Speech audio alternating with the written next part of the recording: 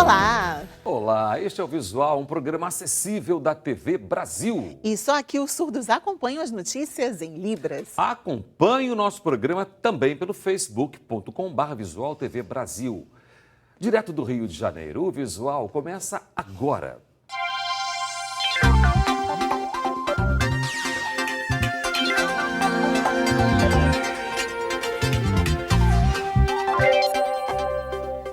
Nos próximos meses, uma vacina elaborada para conter o vírus da Zika deve ser testada em humanos. Essa é uma nova etapa de uma pesquisa desenvolvida em Harvard, nos Estados Unidos, em parceria com a Rede Zika, que reúne vários pesquisadores brasileiros.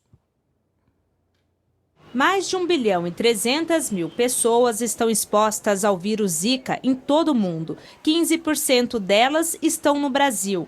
O quadro é considerado de pandemia e o desenvolvimento de pesquisas para evitar o avanço das contaminações tem acontecido graças ao trabalho de grupos de pesquisadores do mundo todo. Na Universidade de São Paulo, testes feitos em camundongos permitiram o avanço de novos estudos na Escola Médica de Harvard. Lá, os testes foram feitos em macacos, animais com um sistema de defesa mais próximo ao dos seres humanos, e houve bons resultados com 3 possibilidades diferentes de vacinas. A chamada vacina de DNA, que tem como base o DNA do próprio vírus, outra que utiliza a modificação genética do adenovírus, o vírus que está presente nos resfriados, e uma terceira, feita com o próprio vírus Zika inativo. Funcionaram muito bem em macacos rezo. Já tinham funcionado há algum tempo atrás muito bem em roedores. E em roedores eles usaram, em Harvard, eles usaram o mesmo sistema que a gente usou aqui na Universidade de São Paulo para testar se o vírus Zika causava ou não microcefalia. A gente mostrou que causa, a gente publicou isso também. A parametrização de todo o processo foi cedida para esse grupo em Harvard, que não tinha experiência com arbovírus, mas que rapidamente já conseguiu fazer uma prova de conceito. A Escola Médica de Harvard deve iniciar já nos próximos meses os testes da vacina em seres humanos, usando especialmente a plataforma de vírus inativado. São necessárias 3 etapas de testes em seres humanos para que a vacina possa ser disponibilizada no mercado. Se as pesquisas continuarem no atual ritmo, é provável que ela fique pronta já em 2018. Olha, para muitos especialistas, só uma ampla reforma política pode ajudar a reduzir a corrupção nas campanhas eleitorais. Mas enquanto as mudanças não acontecem, os eleitores podem fiscalizar os candidatos por meio de ferramentas na internet.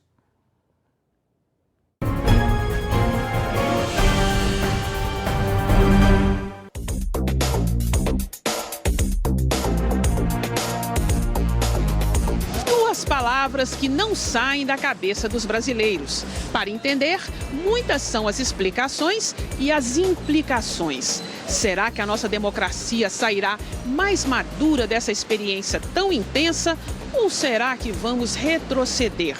E o nosso sistema político está na hora de mudanças?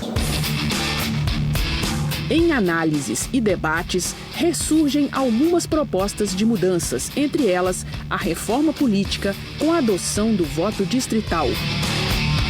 Países que adotam sistemas distritais, em que você vota não para um deputado federal do estado inteiro, mas para um deputado federal, por exemplo, de um distrito específico, da região metropolitana de Belo Horizonte, por exemplo, você tem uma identificação mais fácil do seu representante local que te representa de alguma maneira lá no Congresso ou na Assembleia Legislativa. E se esse deputado ele não está fazendo exatamente aquilo que as pessoas que o elegeram pensaram, né, que aquilo que ele propôs, essas pessoas então podem subscrever uma lista. Varia muito a quantidade necessária, mas uma lista mínima de eleitores e pede a destituição desse deputado e a convocação de novas eleições para aquele distrito. Enquanto as mudanças profundas não ocorrem, uma outra mais lenta vem sendo feita: a fiscalização. Como a justiça tarda e algumas vezes falha, a prevenção ainda é a melhor saída contra os maus políticos. Nesse sentido, um bom trabalho é o da checagem de dados das campanhas eleitorais. A agência de reportagem e jornalismo investigativo pública usa o jogo de baralho para mostrar os erros e acertos dos candidatos em 5 capitais brasileiras. A gente coloca cartas, para checagens, é uma ideia de um jogo de truco, de baralho. Então, quando o candidato fala uma verdade, a gente dá uma carta que chama zap. Quando o candidato faz uma afirmação que é falsa, a gente dá uma carta que chama blefe. As cartas estão todas no site, vocês podem checar. Também podem entrar em contato com a gente, sugerir checagens, sugerir temas que tenham visto na propaganda eleitoral e tirar dúvidas também com a gente pelo site, pelas redes sociais da agência pública. Por exemplo, se um candidato diz que existem 60 mil crianças matriculadas nas creches municipais, a gente checa se esse número é verdade. Se ele diz que se criassem mais 70 ao mês, por exemplo, a fila das crianças que estão esperando para entrar nas creches seria resolvida. A gente checa se esse número é verdade. A gente checa quando o candidato diz que o orçamento da educação é tanto. A gente checa quando o candidato diz que a vacina contra a dengue custaria X. Inspirados por trabalhos como o da agência pública, 2 estudantes de Juiz de Fora, na zona da Mata Mineira, criaram o blog Cheque Político. Nessa época de eleição é muito grande o número de compartilhamentos, o fluxo de informação ele aumenta substancialmente, então a gente pretende checar as informações que os candidatos divulgam para saber se é realmente verdade ou não. Gravidez combina com o exercício? A resposta é sim, com certeza. A atividade física não precisa ser abandonada, mas deve ser acompanhada por um médico e ajuda até mesmo na hora do parto. Eliana está esperando o primeiro filho. Por recomendação médica, começou a fazer exercícios físicos durante a gravidez e escolheu o Pilates. As atividades são orientadas por uma fisioterapeuta e focadas no fortalecimento da musculatura exigida no parto normal. Outro exercício bastante procurado pelas futuras mamães é a hidroginástica. A atividade é recomendada durante a gestação porque exige um esforço moderado. Cristiane está no último mês de gestação e optou pelo parto cesárea. É a segunda gestação dela que procurou a atividade para se manter em movimento durante a gravidez e reduzir as dores. O trabalho da atividade física ajuda a gente a se sentir melhor, principalmente nessa fase final da gestação, que a gente já está se sentindo mais pesada. Sendo segunda gestação, a gente já tem umas dores que na primeira a gente não sentia. Então eu acho que o benefício sempre é imediato e também a longo prazo. Essa médica explica por que fazer exercícios na gravidez é tão importante para a saúde e o bem-estar, tanto da gestante quanto do bebê. A gestante que pratica algum esporte, exercício físico, ela tem menos dor durante toda a gravidez. O sistema cardiovascular dela está mais preparado, diminui o ganho de peso da gestante, principalmente no terceiro trimestre, que acontece, de uma consulta para outra ganhar 2, 3 quilos. Com orientação, dá para fazer bastante coisa durante a gravidez. Olha, a Libras é a língua utilizada pela comunidade de surdos e reconhecida por lei como meio legal de comunicação. E, para os surdos, aprender a língua brasileira de sinais e o português é essencial para o dia a dia. As atividades para os 60 alunos da Escola Municipal de Surdos Salomão Vatnik são especiais.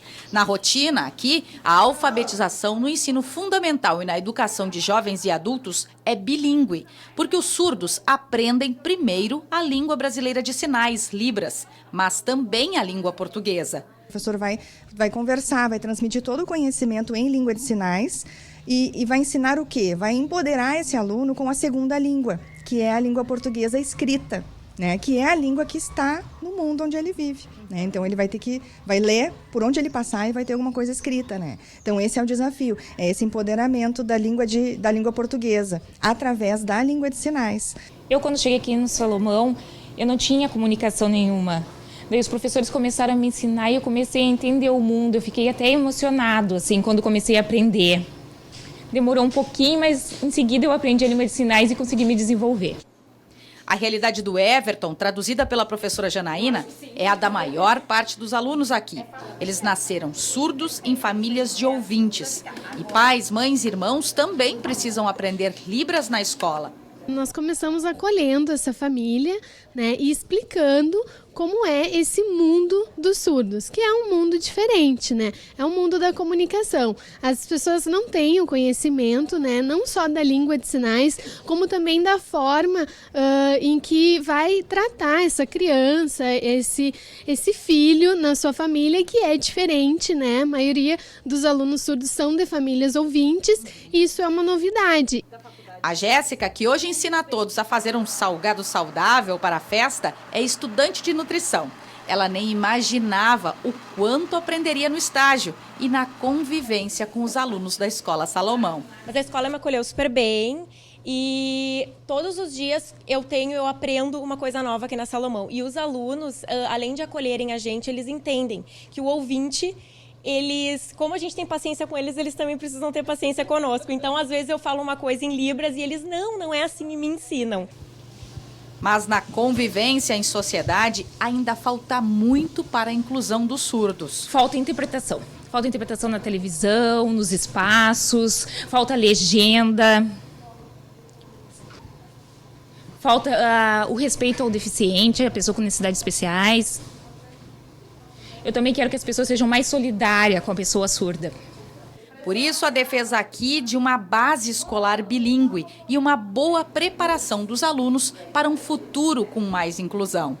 O importante para o surdo é uma escola bilíngue, né? Uma escola que valorize a cultura do surdo, a língua de sinais, eles têm o direito a aprender na sua língua, né? E a gente entende que esse é um espaço próprio para isso, né? Onde eles vão se encontrar com os outros surdos, eles vão desenvolver a língua com os iguais, essa cultura vai aparecer, essa identidade vai se formar, né? Para que, num futuro, num segundo grau, num ensino superior, eles possam, então, dar conta nos espaços de ouvintes também.